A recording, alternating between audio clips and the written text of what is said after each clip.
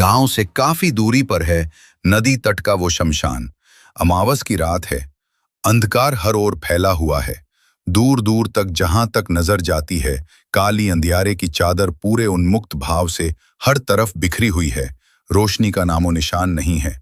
आसमान में तारे टिमटिमा रहे हैं, लेकिन वो भी मजबूर हैं, क्योंकि उनकी रोशनी धरती को रोशन नहीं कर पाती है। वो शायद चांद के ना होने से खुश होंगे, क्योंकि आज उनको खुलकर टिमटिमाने का पूरा मौका जो मिलने वाला है। जब चांद निकलता है तो तारों की तरफ कौन देखता है? चांद की अनुपस्थिति प्रेमी जोड़ों को भी खलती है, लेकिन शमशान में बैठे हुए साधकों के लिए उसकी अनुपस्थिति यानी अमावस्या एक अद्भुत सिद्धि दिवस है। सिद्धियों की प्राप्ति के उसी प्रयास में वो शमशान का रुख करते हैं। वो शमशान भी उससे अछूता नहीं था। शमशान में एक चिता पूरे जोरों से जल रही है। उसके बगल में बैठा हुआ है एक लगभग 50-55 वर्ष के आसपास की आयु का नंग धड़ंग व्यक्ति। लगभग 5.25-5.5 फुट की ऊंचाई, कसा हुआ बदन। कसा हुआ यानी कि ऐसा बदन जो किसी कसरती युवक के जैसा दिखाई देता है। हाथ पैर की मांसपेशियां उभरी हुई, विकसित कंधे, चौड़ी छाती और एकदम गोरा रंग।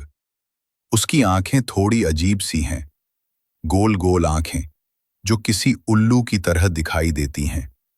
नशे की वजह से या फिर शायद स्वाभाविक रूप से ही वह लाल हैं, बिल्कुल लाल, गुड़हल के फूल के जैसी लाल और बाहर की ओर उभरी हुई। कुल मिलाकर वह आंखें उसके चेहरे को एकदम डरावनी सी शक्ल देती हैं। उन आंखों को आप भयानक आंखें कह सकते हैं। एक बार अगर अंधेरे में कोई उन आंखों को देख ले तो एक क्षण के लिए डर कर खड़ा जरूर हो जाए। ऐसी हैं उसकी आंखें। माथे पर एक गहरा चोट का निशान है, जो ऐसा प्रतीत होता है जैसे किसी तेज धारदार हथियार से लगी हुई चोट का निशान हो। वह निशान उसके चेहरे की उग्रता को और बढ़ा देता है। सर के बाल घुटे हुए से हैं। मुश्किल से उनकी लंबाई आधा पौन इंच की होगी। कम हो सकती है, लेकिन उससे ज्यादा नहीं है। सर के सारे बाल काले हैं। दाढ़ी और मूछ बिल्कुल नहीं है। दाढ़ी और मूछ के नाम पर चेहरे पर एक भी बाल मौजूद नहीं है। उसके होंठ बाहर की तरफ उभरे हुए हैं। उसके बाईं तरफ का 2-3 दांत टूटा हुआ है। सामने के 3-4 दांत जो गहरे पीले रंग के हैं, वे सामान्य दांतों से काफी बड़े और बिल्कुल आड़े तिरछे हैं। संभवतः उसके होंठों के बाहर निकले होने का वही कारण हो। ऊपर की दंत पंक्तियां भी वैसी हैं और नीचे की पंक्तियां भी वैसी हैं। ऐसा प्रतीत होता है जैसे दांतों को आगे पीछे ढकेल दिया गया हो। कुल मिलाकर सारे दांत उबड़ खाबड़ से हैं। वह बिल्कुल नंग धड़ंग बैठा है। उसके माथे पर गहरे लाल रंग का लगभग 1 रुपए के सिक्के जैसा एक गोल टीका लगा हुआ है। वह टीका उसकी मुखाकृति को और ज्यादा भयानक बना रहा है। चिता के एक तरफ वह बैठा है, उसकी दाहिनी तरफ एक चिमटा पड़ा है। उसी के बगल में पड़ी है एक चौड़े पाल वाली चमचमाती हुई तलवार, जिसकी धार देखकर ऐसा लगता है जैसे एक ही वार में वह किसी का सर धड़ से अलग कर देने में सक्षम है। उसके ठीक पीछे जमीन में गड़ा हुआ है एक सर्पाकृति वाला डंडा, जिसका ऊपरी फंड के जैसे आकार वाला भाग अंधेरे में किसी सर्प के सीधा तनकर खड़े होने का आभास कराता है। उसकी बाईं तरफ एक नर मुंड पड़ा है। उसी के पास में की पूजा के अनुरूप ही शराब की कुछ बोतलें, मांस के कुछ खंड, एक काला बकरा और साथ में कुछ विचित्र प्रकार की सामग्रियां भी रखी हुई हैं। देखने मात्र से ही वो किसी औघड़ तांत्रिक के स्वरूप को स्पष्ट परिलक्षित करता हुआ महसूस हो रहा है। चिता में उसका आहुतियां देने का क्रम जारी है।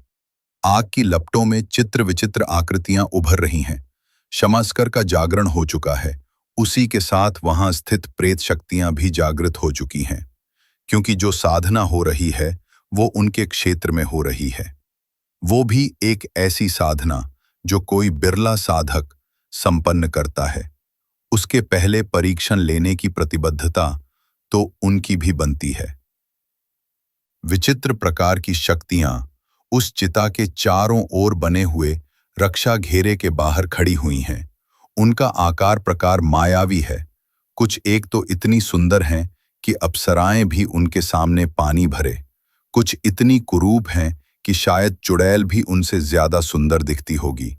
कुछ दुबली पतली हैं तो इतनी दुबली पतली सी हैं जैसे झाड़ू की सींक होती है, और कुछ मोटी हैं तो इतनी मोटी जैसे छत पर लगी हुई पानी की टंकी होती है। और कोई इंच लंबी है, कोई 6 फुट लंबी है, तो कोई 15 फुट लंबी है। सभी चित्र विचित्र क्रीड़ाएं करते हुए उस रक्षा घेरे के बाहर मौजूद हैं। वे सभी उस घेरे को तोड़कर अंदर प्रवेश करना चाहती हैं, लेकिन अंदर घुसने की उनकी सारी कोशिशें नाकाम हो जा रही हैं, क्योंकि वो घेरा बनाया हुआ है बाबा मलंगनाथ ने, जो सालों से शमशान साधना ही कर रहा है, जो जानता है कि ऐसी शक्तियों को रोकने के लिए क्या करना होता है। सोच तो, उसने पास रखे मांस खंडों को मदिरा में डुबाकर चारों दिशाओं में अभिमंत्रण करते हुए उछालना चालू किया। सोच तो एक एक करके शक्तियां विलुप्त होने लगी। थोड़ी देर में वे सब वहां से गधे के सींग की तरह गायब हो चुके थे। बाबा मलंगनाथ के चेहरे पर संतुष्टि के भाव थे। कपल पात्र में भरी हुई मदिरा का एक हिस्सा उसने चिता में समर्पित किया, एक हुंकारा भरा और बाकी की मदिरा अपने गले में उतार दी। उसके बाद वह वापस अपने कार्य में जुट गया। सेहरा तब मंत्रों की ध्वनियों से शमशान का सन्नाटा फिर से भंग होने लगा। उसके साथ ही वातावरण में एक अजीब सा भारीपन भरने लगा। एक बात से गुरों की आवाजें भी जैसे किसी के भय से शांत हो गईं। पर जलकर बुझ चुकी एक चिता के पास गर्मी के लिए सो रहे 2 कुत्ते अचानक उठे और अपनी दुम को दोनों पिछली टांगों के बीच दबाकर पूरी स्पीड में भागते हुए शमशान की सीमा से बाहर निकल गए, जैसे उन्हें कुछ भयानक दिख गया हो। ऐसा माना जाता है कि कुत्तों के अंदर वो क्षमता होती है कि वो अशरीरी शक्तियों की उपस्थिति को महसूस कर सकते हैं। वे कई बार किसी जगह पर होने वाली दुर्घटना को भी महसूस कर लेते हैं, और कई बार वे महसूस कर लेते हैं कि यमदूत किसी के प्राण लेने आ चुके हैं।